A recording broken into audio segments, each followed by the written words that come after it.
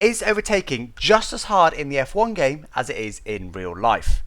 For this week then we had the Mexican Grand Prix where we saw it was very, very tricky for these cars to overtake. Bottas was barely able to make it back through the pack, as was Ricciardo. We saw Perez as well closing in on Lewis Hamilton at the end by half a second a lap. And when he got there, there was no real chance to get past Hamilton unless Hamilton had severe traffic himself. So I thought, well, does the F1 game get it about right?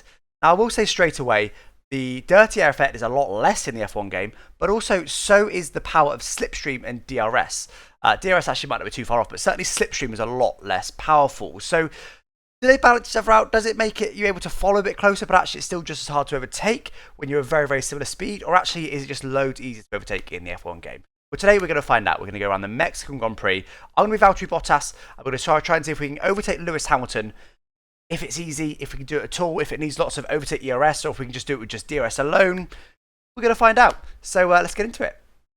Here we go on the grid for this test. So I'm running the default fixed setup, which is exactly the same as what the AI runs, so I've got no advantage in terms of setup. Also running 101 AI, which should allow me to be a few tenths a lap quicker than the AI, but no more than half a second. I think that's key. We saw Perez was about half a second lap quicker than Hamilton. I don't want to be any more than that. I think I'll probably be, I don't know, maybe about 3/10 a lap or so quicker than Lewis Hamilton.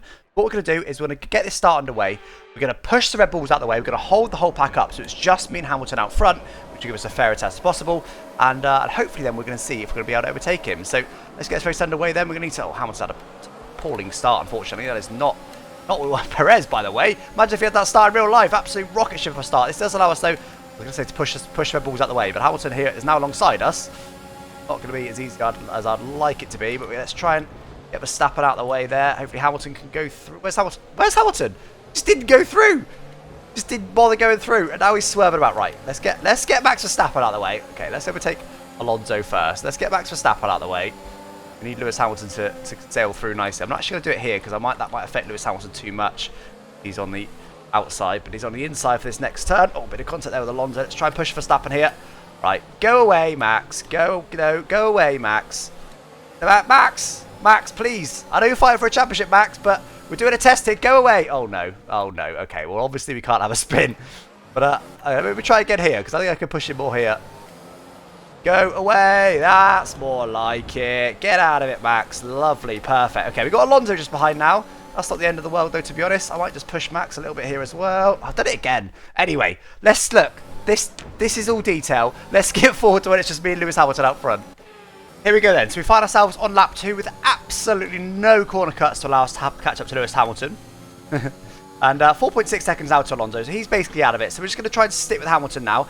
So for now, we're not going to use any ERS. We're just under a second away. We're not going to use any ERS for now. We're just going to see if on pure pace alone, without using any overtake ERS, if we can somehow overtake him. Of course, DRS is going to be enabled this lap, so hopefully that'll help us. Won't get it just yet, of course. Won't get down this straight. We should hopefully get it down the middle straight, though, if we can stick close enough to him. It's a second away or so. He's, of course, going to be using some overtake ERS, so I suspect we may need to use a bit of it in fact, I'll use a little bit of overtake ERS just to allow us to get on his level a little bit, because he'll be using quite a lot. Just to kind of stick with him down the straights and get to us. There we go. So you can see now in the top left, we're running a similar sort of straight line speed to him now with that little bit of overtake boost. So let's just try and hopefully have a good lap here and see if we can stick with him and hopefully be a little bit faster. See if this game accurately represents what we see in real life Formula 1. So there's our first DRS then. Just managed to keep it within a second, but not by much. This is actually pretty close. I think we're probably only, maybe, I don't know what, a tenth or two per lap. It's not a lot at all. We're quicker than him, if at all, to be honest. But we did manage to stick with him there without any overtake ERS, so that's a good sign. Did we just fall out of DRS zone there? I think we might have done, you know. No DRS for us down this straight then. And he'll be using a bit more overtake ERS than we are using. So let's use a bit more here again, just to try and stay within a second. But to that last lap, very, very similar pace to him there. We're a very similar gap, which is kind of a good sign. But I did want to be a bit faster than this. But let's maybe have to just push a little bit harder and see if we can get up to him. But there's no DRS for us down here. Let's just try and push a little bit harder here. And go a bit closer to him in the middle sector, so we can actually get DRS down the straight and see how that affects things. Okay, we do get DRS down the back straight again, but we got that last time and we still missed out. So we are slightly closer now, though. We're going to be about 3/4 of a second or so back as we hit the brakes at the end of that DRS zone. So we just need to stick vaguely with him in this very tight final stadium section. A little bit deep there, but it should hopefully be okay. I think we're just about, yeah, we are. We are just about okay, but only by about 10th, and I've just gone a bit deep there. So actually, this is going to be quite a sweaty little test here we've got going. We actually haven't got DRS. Oh, no, we have. Okay, I thought it wasn't getting then. We're actually quite a sweaty test here, but again, quite a good one. So if we're only a tiny bit faster than Lewis Hamilton, which I do think is a tiny, tiny bit on a lap with no mistakes, can we overtake? Because if we can overtake on that in that situation, then we can definitely overtake if we would be half a second lap quicker. That's quite a poor line through there, but went a little bit deep on the first part. That's what's affected us there. Another dose of DRS here will allow us to stick even closer in this section. So let's see now if we can really close up in the middle section and see if we can finally get past it without using any overtake ERS. Okay, another dose of DRS here. Go into the final section again, just a tiny bit closer. And it's not just DRS that's keeping us with him, because the fact we're able to keep DRS without using any overtake ERS, yes, we are quicker. It's just by a very, very small margin, so it barely looks like it in terms of the numbers. Here we are. We are slowly closing in there now, probably more with the help of DRS. If we just stick with him, better run through the final turn here. Again, I'm not going to use any overtake ERS for now. We are only just, though, really not any closer. So at the moment, interestingly, we can't get close. I don't know if we're getting a bit of just a little bit dirty air. Again, I do believe we're faster, otherwise we would just be falling back. We didn't get DRS on the first couple of laps, now we're kicking it a bit more consistently. So I do believe we're a tiny bit faster, but not by a huge amount. But we are struggling to get near to him, but that is without the use of overtake ERS, of course. Hamilton does have the use of overtake ERS. But the interesting part is, I'm going to pause. I was about to say the interesting part is we're not actually getting any closer to him, so that could be the dirty air playing a role. But actually, at the moment, it does look like we are getting closer. We are just 6/10 away now, which is a lot closer. Let's see if it affects us in this middle sector. As I said, dirty air definitely not anywhere near as powerful in real life as it is in the game. Or, I don't know if that's the right round. It's weaker in the game compared to real life, is what I'm trying to say here. See Lewis Hamilton doing a good job there through that section. We do fall back slightly from him through there. So we do get DRS once again down this straight to help us out. Going through the final section, we are slowly edging closer and closer. So is that trend going to continue? Are we going to be able to get close enough that eventually we're just close enough just to fly past him down the straight? Or are we going to have to sit behind him? And of course, the closer we get, the more powerful dirty air we get. In theory, that's what it should be. Or are we just going to be able to get closer and closer? We are going to be pitting in the next couple of laps there, which could throw a bit of a spanner in the works. But if that happens, we'll just pit with Hamilton and we'll just come back behind him on mediums to carry on the test. Okay, so definitely close we've been. So we are slowly closing in on him. Just 4/10 back now. Will we lose a bit of time in this middle sector? Being a bit closer, having a bit more dirty air, which again is theoretically how it should work. We're not losing too much. Obviously, in real life, you lose so much more than this. In this set, you would not be able to stick less than 4/10 away, but we are very close now. Will we start to be able to make a move, possibly? Down the start-finish straight now, we're able to get closer and closer. Remember, we're only, I'd say, max 2/10 a lap quicker than him at the moment. It's not a lot at all. There's a very small margin of how much quicker we are.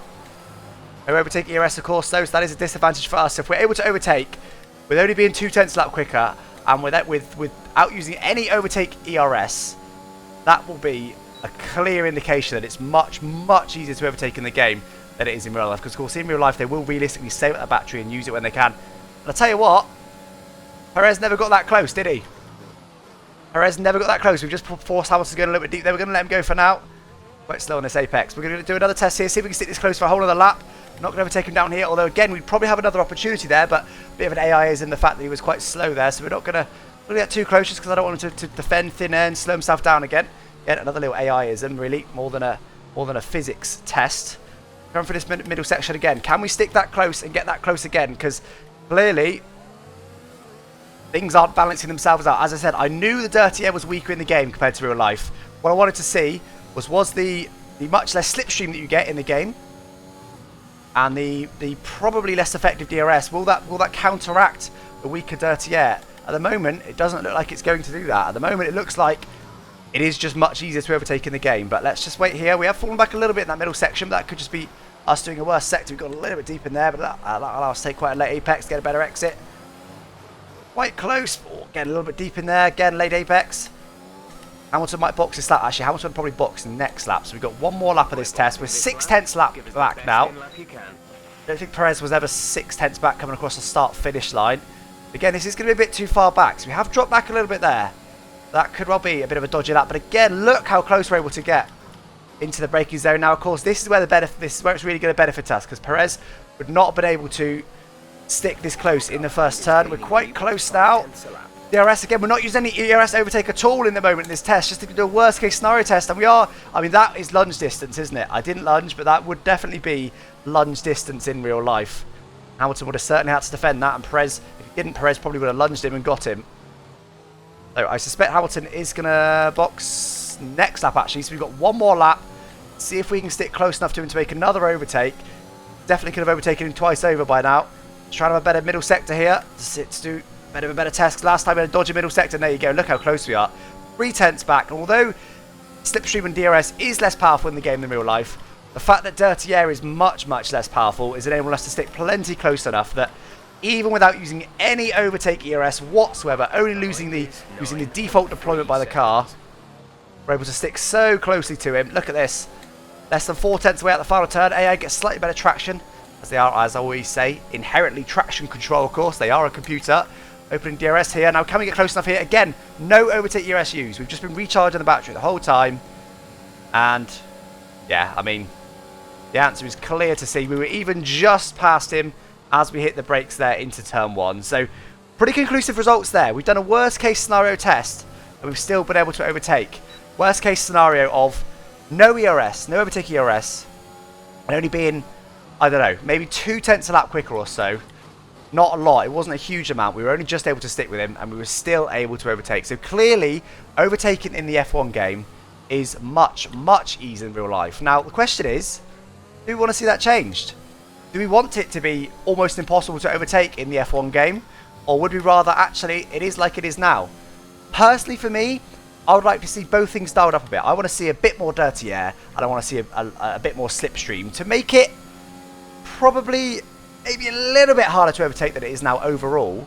But if you make the slipstream more powerful, make dirty air more powerful, that should probably do that, and also just make it a bit more realistic. Because at the moment, you can just stick far too closely. Okay, things might change next year anyway, so it might not matter so much. They might be able to follow that closely next year in real life anyway. But for now, for this year, I would like to see it's a bit harder to follow, because that is such a key part of Formula 1 at the moment that it is very, very hard to follow. But anyway, guys, like I said, let me know in the comments what you thought and what you think they should do in the future. But anyway, guys, thanks for watching. I'll catch you next time. Don't forget to subscribe if you're new. Bye-bye.